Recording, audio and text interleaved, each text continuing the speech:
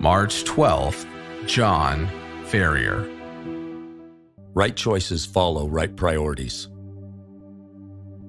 Captain John Ferrier kept a small card stuffed inside his wallet. On it was printed a simple reminder: I'm third. It was a personal belief he lived out with a passion as a follower of Jesus Christ. June 7th, 1958 began like any other sunny morning in Fairborn, Ohio, a small town adjacent to the Wright-Patterson Air Force Base. Skies were blue and the winds calm. Thousands of people from Fairborn and nearby towns were feeling sunny too. Today, from their own backyards, they would witness one of the greatest shows in the sky. About 9 o'clock, all eyes turned heavenward. The famed Colorado Air National Guard Minutemen would soon streak through the sky. In their silver and red F-86 fighter jets, the pilots would break through the sky at incredible speed and begin jaw-dropping air acrobatics. They were Colonel Walt Williams, Captain John Ferrier, Captain Bob Cherry, Lieutenant Bob Odell, and Major Win Coomer. Colonel Williams led the team and would keep in constant radio contact during their flight. The elite pilots were charged with adrenaline at every show, but especially now since they had recently received new jets and were anxious to fly them over the admiring public, as well as a group of West Point cadets who were guests of honor at the air show. Just past 0900, 4 jets accelerated with numbing power and precision to perform a bomb burst maneuver. Just before pull-up, Williams radioed the command, "Smoke on, now." Forming a diamond shape, the fighter jets shot straight up to 10,000 feet and approached the speed of sound. The jets trailed billows of white smoke. High in the sky, the planes suddenly broke apart, rolled to opposite points of the compass, and streamed a ribbon of smoke that resembled a fleur-de-lis. On the ground, spectators gasped. But something was wrong.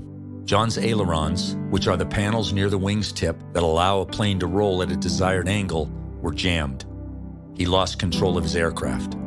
Meanwhile, Williams, having picked up speed for a low-altitude crossover, looked over his shoulder and saw disaster unfolding. Ferrier's plane was corkscrewing uncontrollably. He was falling out of the sky. Colonel Williams radioed, "Bail out, John." No response, just a few blips of white smoke. "Bail out, Johnny, bail," the colonel shouted repeatedly. No doubt John's 2 hands were pulling on the control stick, locked, full throw right. The quick bursts of smoke seemed to signal he was trying to pull up. There was no time to press the mic button on the throttle. John didn't want the pilotless plane to plow directly into a crowd of onlookers in Fairborn. He had to control the crash. If he couldn't save himself, he would die saving others, following the Savior. The Bible tells us in Mark chapter 10, verse 45, "For even the Son of Man did not come to be served, but to serve, and to give his life as a ransom for many." That day, John Ferrier died a hero. Major Win Coomer was the first Minuteman to land his plane and race to the scene of the crash. He was met with a mixture of shock, sadness, and respect among the witnesses. Some said they saw the doomed jet heading straight for them. One tearfully described how he had nearly made eye contact with the pilot before somehow the aircraft pulled up over the crowd and crashed into an empty garden. "He died for us," he said. After the tragedy, John Ferrier's wife found the well-worn card he had stashed in his wallet. "I'm third," it read. Her heart warmed with pride for a husband full of courage and honor, a man who put God first, others second, and himself last, who wouldn't choose to live his life or to die any other way. The card became the final testament of a man who sacrificed himself so others might live. What do your priorities say about you? Right choices follow right priorities.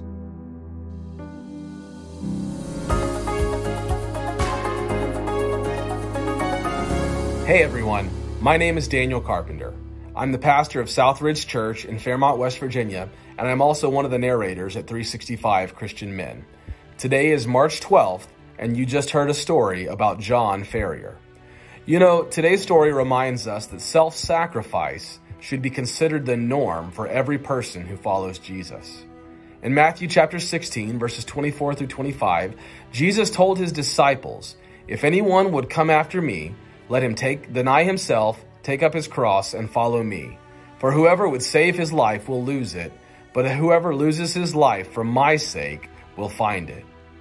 Following in the footsteps of Jesus often looks like self-sacrifice, putting our own comfort aside for the good of others. And the thing about sacrifice is that it's uncomfortable, but placing a higher value upon God and others than you place upon yourself is the only way to truly flourish in life. That may seem counterintuitive, but it's true. If you want to be miserable, think about yourself more. But if you want to be happy, think more about God and about others. And so my challenge for you today is to ask yourself where you might be prioritizing your own comfort and your own desires above God and others. And then commit to taking small steps toward prioritizing God and others before yourself.